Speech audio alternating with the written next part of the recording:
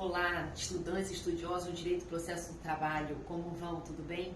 Sou Carolina Tupinambá, professora e advogada aqui no Rio de Janeiro e tenho uma alegria imensa de participar do nosso grupo Projeto Trabalho em Debate, em que toda semana fazemos rodadas de pergunta entre os integrantes. Essa semana a pergunta foi dirigida a mim e a pergunta é a seguinte: se cabe reclamação direta para o Supremo das decisões proferidas pela Justiça do Trabalho? Bom, a gente sabe que o Instituto da Reclamação Constitucional, ele tem previsão na Constituição de 88, previsão nos artigos 102, 103, 105, mais recentemente o 111, letra A. Bom, é uma ação de impugnação.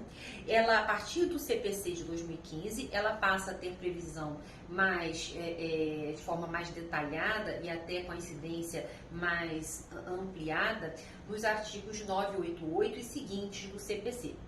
Será cabível ao Instituto da Reclamação em determinadas hipóteses, quais sejam para a preservação da competência do tribunal, da autoridade das decisões do tribunal, das decisões proferidas em controle concentrado de constitucionalidade, também nos casos de violação de súmulas vinculantes, no caso de violação de precedentes havidos em IRDR e em IAC. Bom, existe também previsão para o cabimento de reclamações no caso de decisões que violem teses havidas firmadas em julgamento de recursos repetitivos e de repercussão geral. Mas nessas hipóteses será necessário antes o esgotamento de todas as instâncias anteriores. Muito bem, não será cabível a reclamação constitucional em duas hipóteses, quais sejam nas decisões já transitadas em julgado e também naquelas decisões que estejam a violar um precedente tido em julgamento de repercussão geral ou repetitivo, mas que não tenham sido esgotadas as instâncias anteriores. Bom, o procedimento da reclamação é bastante singelo, similar ao do mandado de segurança. A competência será justamente do tribunal que teve a autoridade violada. E será cabível também, nas hipóteses, a maioria das hipóteses, tutela provisória para suspender a eficácia da decisão que esteja violando a autoridade do Tribunal Superior, Supremo, o STJ e mesmo o TST.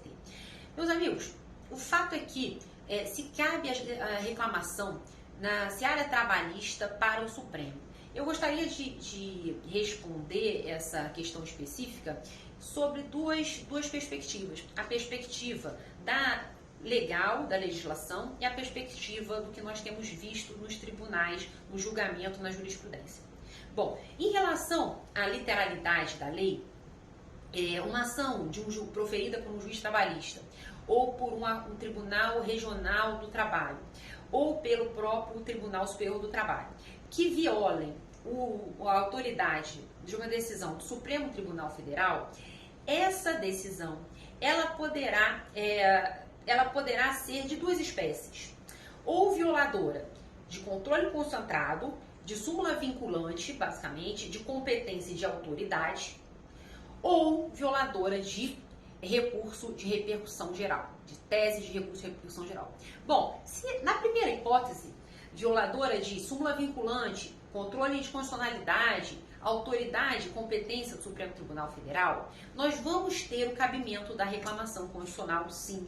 Ele está previsto no artigo 988 do CPC e nós sabemos também que é possível que o tribunal tenha acesso, tenha controle da aplicação desse precedente através do módulo tradicional de litigância, ou seja, também o processo da vara, que tenha recurso para o TRT, que tenha recurso para o TST, ele irá admitir o recurso extraordinário do Supremo e até se esse recurso extraordinário não for conhecido, caberá agravo nos termos do artigo 1042 do CPC.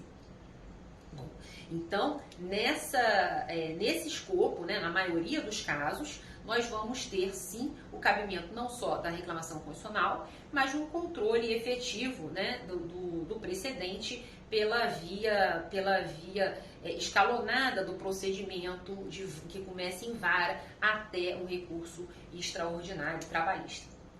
Mas, por outro lado, em relação às hipóteses de um juiz da vara violar um precedente havido pelo Supremo Tribunal Federal, mas em sede de recurso com repercussão geral, a situação será diversa. Por quê? Porque comentava com os senhores que nós temos a necessidade de esgotamento das instâncias inferiores. Além desse esgotamento das instâncias inferiores, o artigo 1042 do CPC, ele vai dizer que para o módulo tradicional, ou seja, um processo que comece na vara, que vá ao TRT, que vá ao TST e que chegue ao Supremo Tribunal Federal por recurso extraordinário, nessas hipóteses, esse recurso extraordinário não sendo conhecido pelo presidente do tribunal do TST, não será cabível agravo. Não será cabível agravo. Por quê? Porque é uma exceção do artigo 1042 do CPC. Então, na hipótese de violação de tema de repercussão geral, nessa hipótese, na via regular, nós teremos uma dificuldade de chegada ao Supremo. Por quê? Porque não cabe agravo. Pela via da reclamação, nós teremos ainda uma nova dificuldade de chegada de controle ao Supremo. Por quê? Porque existe a necessidade do esgotamento das instâncias inferiores.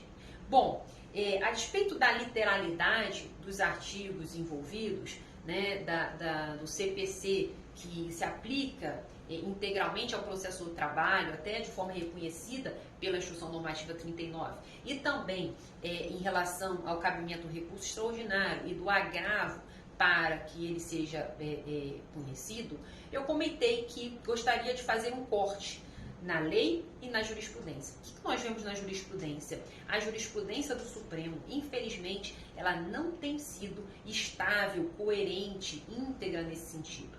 E por que eu afirmo isso? Porque mesmo nesse semestre, nesse último semestre de 2020, semestre conturbado que nós vivemos, nós temos, por exemplo, diversas decisões do Supremo Tribunal Federal em que a reclamação ela é acolhida e provida.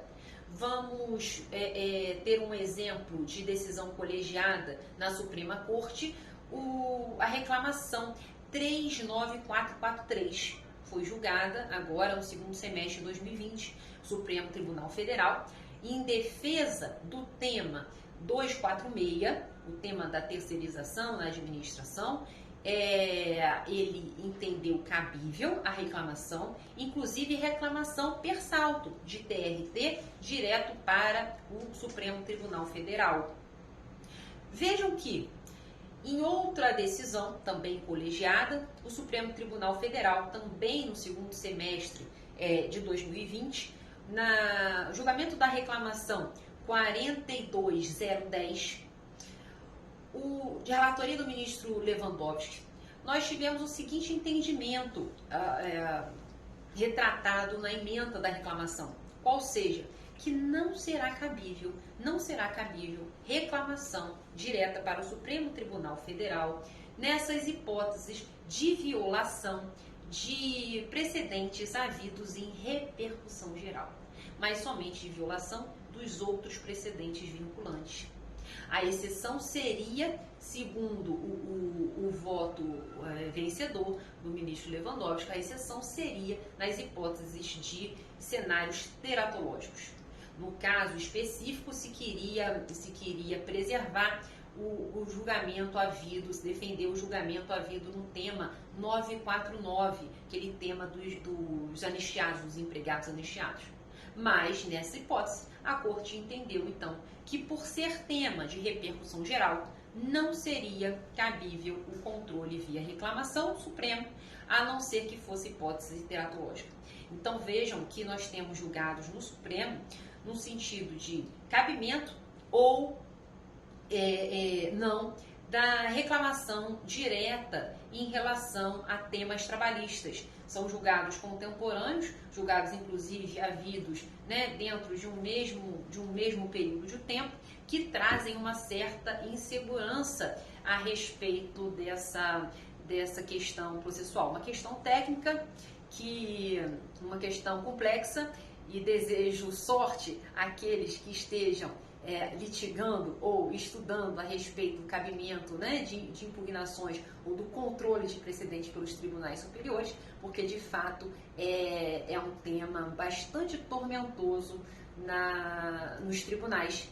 A mesma lei terá as suas exceções apresentadas aos finalzinhos do parágrafo 5º do 988, do artigo 1042. Então, senhores, a dica é: prestem atenção, né, e torçam para o respectivo sucesso de quem aí quiser ter um precedente, né, defendido pelo Supremo Tribunal Federal dentro de seara, dentro de temas julgados pela Justiça do Trabalho. Essa seria a minha resposta. Sigam os professores do nosso projeto Trabalho em Debate, que é um projeto muito interessante. Todas as sextas-feiras nós temos rodadas de perguntas coordenadas pelo professor Rodolfo Pamplona, Yuri Pinheiro e Danilo Gaspar, grandes amigos e grandes mestres. Boa semana a todos, até a próxima.